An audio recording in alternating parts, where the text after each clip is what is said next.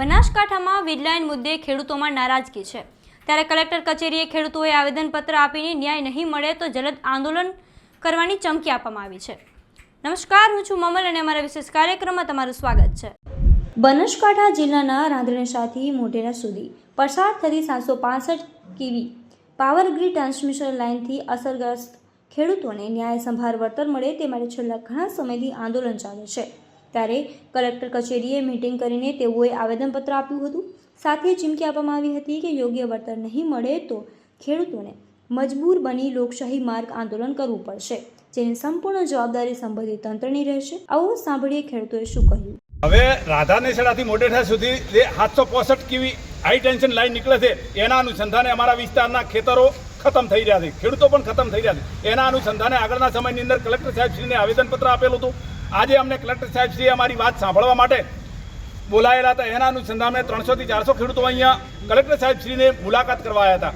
અત્યારે અમારા વિસ્તારના કલેક્ટર સાહેબશ્રીએ અમને વિશ્વાસ આપેલો છે કે આગળના સમયની અંદર મિટિંગ કરી અને આના યોગ્ય તમને વળતર મળે એવો અમે પ્રયત્ન કરીશું। અમે સરકારશ્રીને કહેવા માંગીએ છીએ, જો અમને યોગ્ય વળતર નહીં મળે તો આવતા સમયની અંદર ઉગ્ર આંદોલન થશે। આની જવાબદારી સરકારશ્રીની રહેશે, કારણ કે અમારા વિસ્તારની અંદર હાઈ ટેન્શન લાઇન નીકળવાથી તમામ ખેડૂતોના પાક અને આ જમીનો ખતમ થવાની છે। એટલે સરકાર તાત્કાલિક યોગ્ય વળતર મળે, નવસારીના ખેડૂતોને જે રીતે વળતર મળે તો એના અનુસંધાને મળે એવી અમારી ખેડૂતોની માગણી છે। જય જવાન જય કિસાન। અમે આ જે રાધાનેસડાથી મોઢેરા સુધી જે વીજ લાઇન નીકળે છે એના અનુસંધાને આવેદનપત્ર કલેક્ટર સાહેબને આપ્યું હતું અને એના માટે સાહેબે અમને આજે બોલાવ્યા છે। શાંતિસર અમારાથી વાત તો કરી છે, પણ ખેડૂતોને યોગ્ય વળતર નહીં મળે તો અમારા આગળ પણ આંદોલનો ચાલુ રહેશે। અને અમારા જેવા નાના ખેડૂતોના ખેતરમાં 1-2 એકર જમીન હોય અને એ પણ જો વીજ કંપનીવાળા છીનવી લેતા હોય તો અમારે જવું ક્યાં? અમારે કોની જોડે મદદ માગવી? જો અમને પૂરતું વળતર નહીં મળે તો અમે આવનાર સમયમાં પણ આંદોલન તો કરીશું। પણ જો સાહેબ અમને આશ્વાસન આપ્યું છે એ પ્રમાણે જો એમને વાત થશે વીજ લાઇનથી અને પૂરતું વળતર જે નવસારીના ખેડૂતોને મળ્યું છે એ પ્રમાણે મળશે તો જ અમે જંપીશું, બાકી અમે આગળ પણ લડતા રહીશું। જય જવાન જય કિસાન। વેદના છે જે રાધાનેસડાથી મોઢેરા સુધી પાવર ગેટ કંપનીવાળો લાઈન કાઢે છે, એના અનુસંધાને અહીંયા કચેરીથી આપણે ફોન આવ્યો હતો કે તમે અહીંયા આવીને ચર્ચા વિચારણા કરો। એના અનુસંધાને આપણે તમામ બધા ખેડૂતો અહીંયા મળેલા હતા। ખરેખર અભિનંદન ખેડૂતોને આપે છે કે તમામ જેના ખેતરમાં રાધાનેસડાથી મોઢેરા સુધી તમામ ખેડૂતો અત્યારે હાજર છે, કારણ કે આપણી વેદના છે। આપણી એક જ માગણી છે કે અમને પૂરતું વળતર આપો। હવે વળતરની વાત તો આપણે કલેક્ટર સાહેબશ્રીને આપણે આલ્યું હતું આવેદનપત્ર કે નવસારીના ખેડૂતોને જે ચૂકવણું કર્યું હોય કે ઊંચામાં ઊંચું ચૂકવણું એના અનુસંધાને આપણને વળતર મળવું હોય એવી આપણે આવેદનપત્ર આપ્યું હતું। અત્યારે આપણી માગણી છે એ હું થોડુંક પહોંચીને તમને સંભળાવું।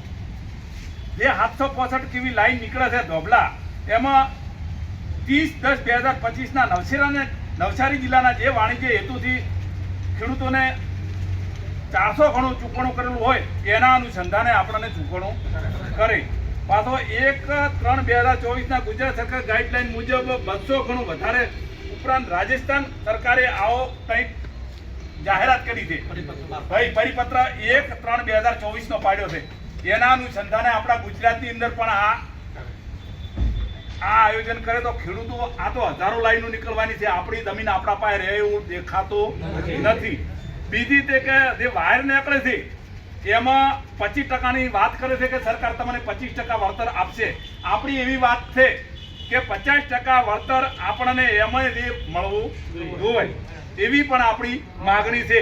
બીજી વાત કે આ જે કંપનીઓ છે ને એ આપણો 25 વર્ષનો કરાર કરે છે એવો કોક રાજ્ય સરકારે પરિપત્ર બહાર પાડેલો છે, તો આપણને 25 વર્ષ પછી જે તે વિસ્તારની અંદર જે તે વખતે ભાવ હોય એના અનુસંધાને કલેક્ટર સાહેબ આપણને લેખિતમાં બાંયધરી આલે કે 25 વર્ષ પછી તમને આના અનુસંધાને નવી ભાવ ને નવું બધું અનુસંધાને આપણને વળતર મળશે, આવું જાહેરાત કરે।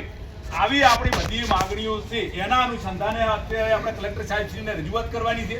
આમ જ સંમત થતા હો અને આ માંગણી યોગ્ય હોય તો આપણે હાથ ઊંચો કરીને સમર્થન આપો.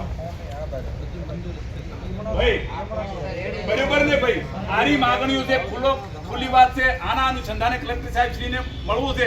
જો આપણે આના અનુસંધાને મળવા અને વાત કરવા માંગતા ના હોય તો આપણે લાઈનની કોઈ આપણા ક્ષેત્રમાં જરૂર નથી. આવી આપણી માંગણી છે. સતત કદાચ સરકાર આપણને પોલીસને આગળ કરી અને નોખવું હોય તો આ સરકારને ભોગવવું પડશે. ખેડૂતોએ આપેલા આવેદનપત્ર વિશે આપ શું વિચારો છો? કોમેન્ટ કરીને અમને જરૂરથી જણાવજો. અત્યારે માટે બસ આટલું જ. ધન્યવાદ.